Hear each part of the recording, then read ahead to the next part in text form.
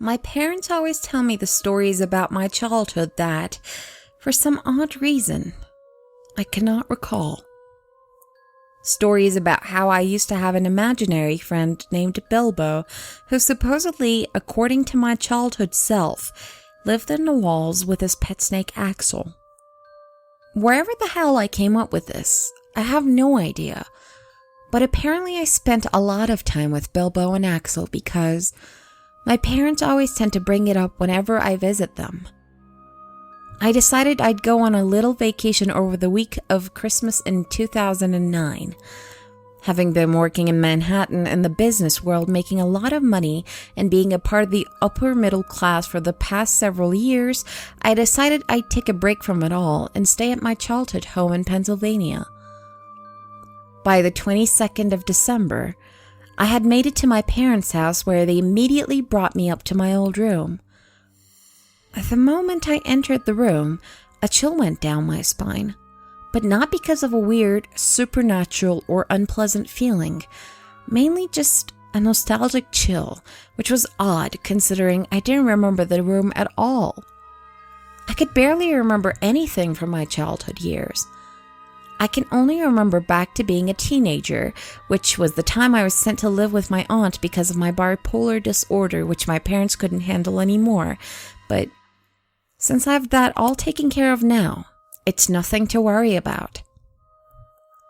Aunt Janice was coming over for dinner at my parents' house tonight, so I could see her for the first time in nearly 4 years.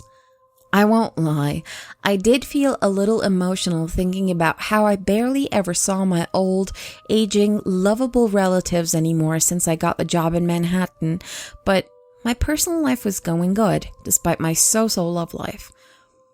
I was seeing a girl named Amanda around this time, but we hadn't seen each other for a few weeks due to her having to fly out to Canada to attend her uncle's funeral.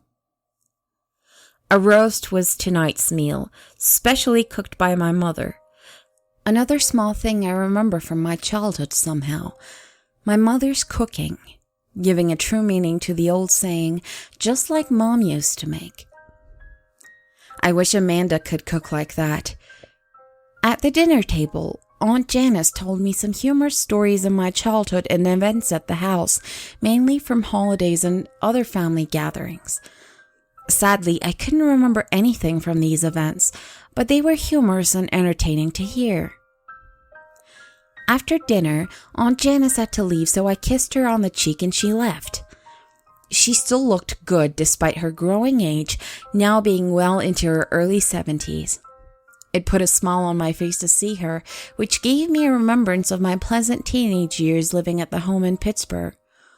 She now lives close to my parents' house since her husband, my Uncle George, passed a few years ago.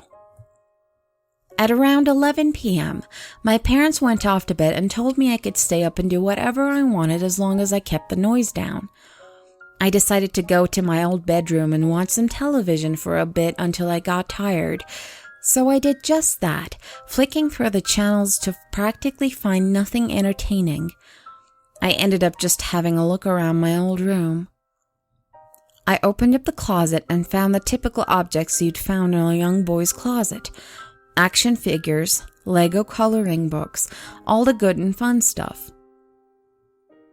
What caught my eye was a brown cardboard box in the back of the closet, obscured by a pile of child's clothing.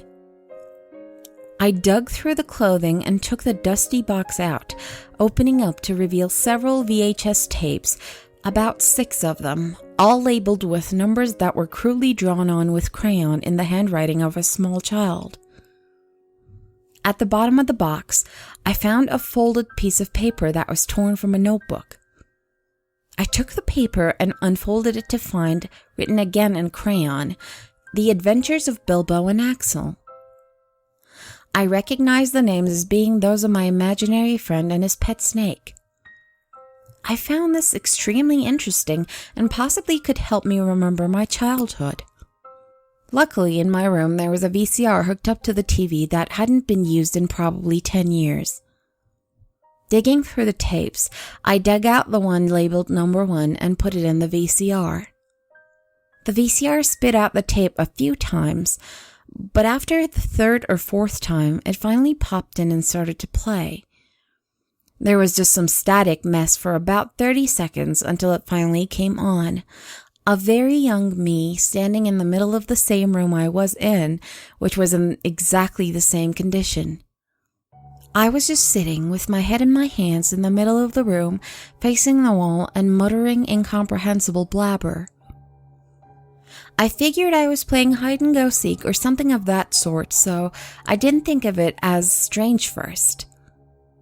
After about 2 minutes of the blabbering, I began to get concerned since the younger version of me got a tad bit louder, but it was still incomprehensible and almost like gibberish. The sound completely cut out and the quality started to get really choppy and the color started to distort, and I could hear faint whispering playing over the tape. I put the volume a bit louder so I could make out this whispery sound, but suddenly an ear-shattering shriek came from the tape and the static turned to extremely loud white noise. I shot up and ran over to the VCR to eject the tape, but of course, the VCR ate the tape, completely destroying it. I looked in the box to get the second tape and found it conveniently on the top of the pile, the number 2 written on it with red crayon. This tape began like the last. When it finally came in, there was absolutely no sound at all. It seemed to be a continuation of the last, but I was now faced in the other direction, actually looking at the camera, and my head was no longer in the shoulders. My eyes had deep black rings around them, and I looked exhausted, scared, and extremely tired. The whispering came in again, but louder and more clearer than before. I could faintly make out, to my horror, a name being said in the whispers. Patrick. My name. The tape ejected fast out of the VCR on its own, behind it a string of magnetic tape shooting out and twisting and snapping. I won't deny the fact that I was nearly pissing my pants at this point. I didn't feel like this house was normal at all. That these walls literally could talk, and that I had locked my childhood away in my mind for a reason. Was this also the cause of my teenage bipolar disorder? I grabbed the box of tapes and ran outside to my car, not even saying a goodbye to my sleeping parents, and drove off. I was tired, but I had to get out of that house. I drove off to Aunt Janice's house and told her everything, showing her the box of tapes.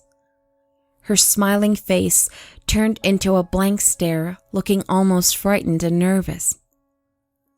She told me to sit down and relax, and she sat next to me, holding my hand in hers, and told me the truth behind it all. The tapes were actually a psychiatrist's test of my actions, due to a demonic possession that occurred in my childhood. An exorcism was performed which nearly killed me, and when the demon left my body, I had experienced amnesia, and thus was the only reason why I was sent to live with Aunt Janice in the first place. I ended up returning back to Manhattan, and by the next autumn, Amanda and I were married. I didn't invite or tell any of my family members about the wedding, and I haven't seen my parents or Aunt Janice since that night on December 22, 2009. I still have the remaining tapes with me, but I'm still too scared to watch them all. All I do know is that a demon is still lurking within the walls of that house.